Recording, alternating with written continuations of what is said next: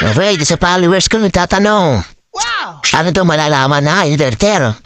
Siyempre, unang-una, siyempre nakapangarang inverter. Tapos tingnan natin, may inverter board yan. Ang hindi inverter, wala siyang board na inverter. Tapos ang sensor ng inverter ay minsan 5, minsan kadalasan 4. Hindi totoo yan. Sa dalawa dito, sa hind evaporator, 3 sa likod. Isang ambient, isang pipe sensor, sa isang sa compressor sensor. Minsan walang ambient yung iba.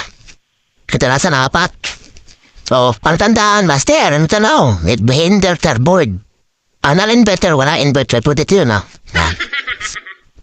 Ang ibang brand, yung board nandito, sa side.